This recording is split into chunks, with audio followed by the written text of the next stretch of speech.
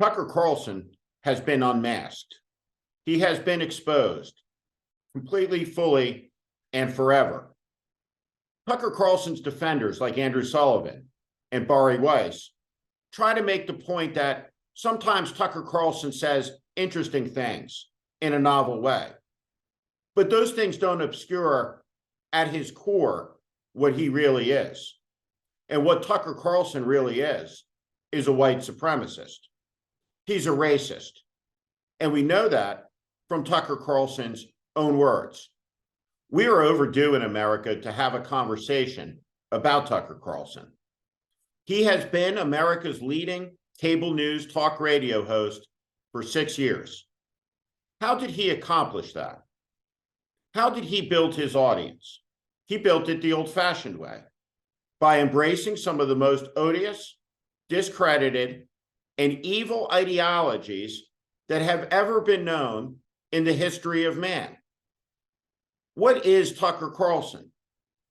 What he is a white supremacist, a racist. And that is clear because Tucker Carlson put what he believes into an email, and he sent it to a colleague at Fox News. I'm going to read that email. A couple of weeks ago, I was watching video of people fighting on the street in Washington.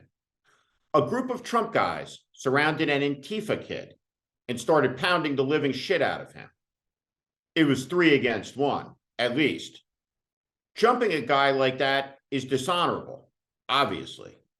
It's not how white men fight.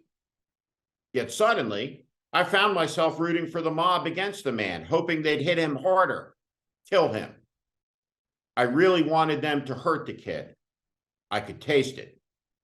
Then somewhere deep in my brain, an alarm went off. This isn't good for me. I'm becoming something I don't want to be. The Antifa creep is a human being.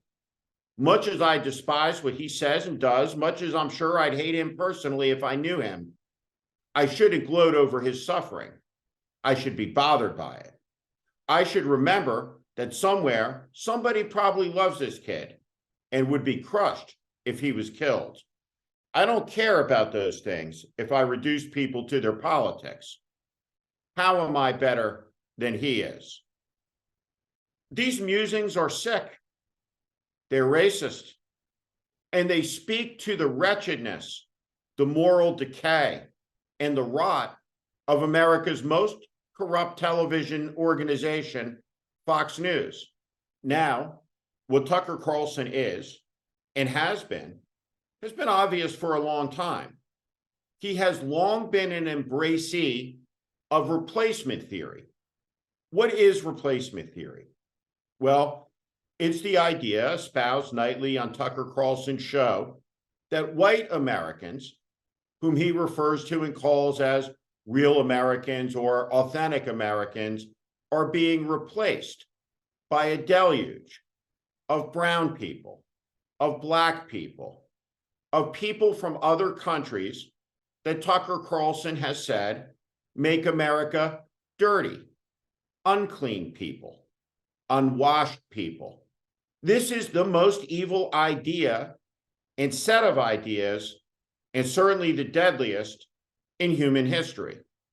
Now, what Tucker Carlson has done on American television is stoke these theories, to expose them to a new generation of Americans, and to fan the flames of hate that flow from them.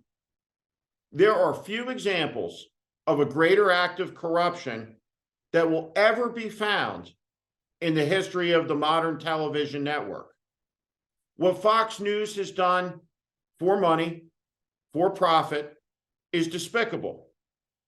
They have resurrected a type of American fascism that hasn't been seen since the heyday of Father Coughlin.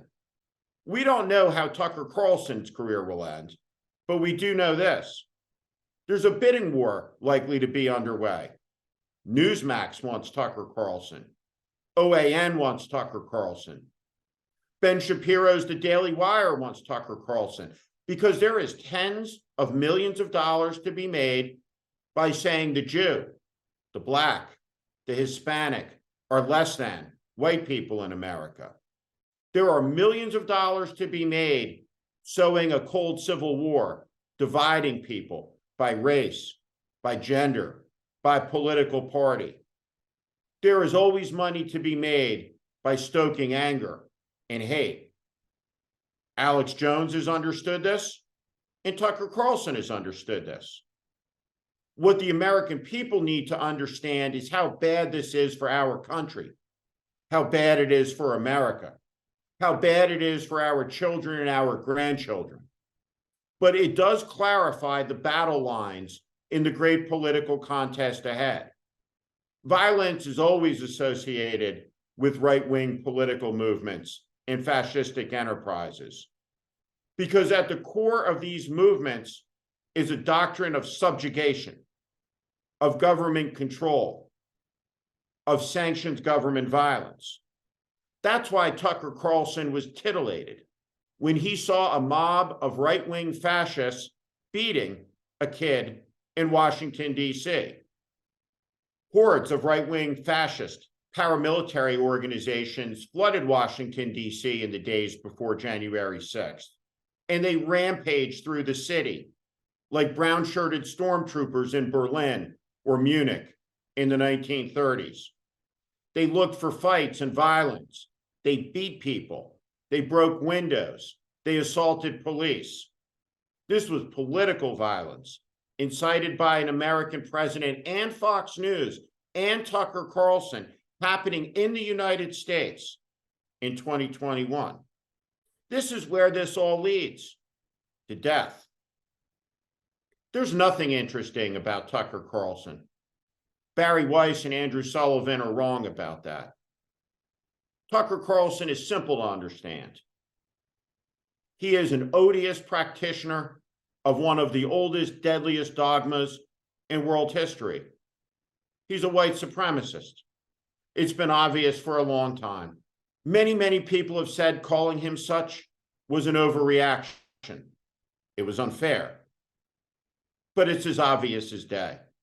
It's as obvious as day because Tucker Carlson put his thoughts into an email.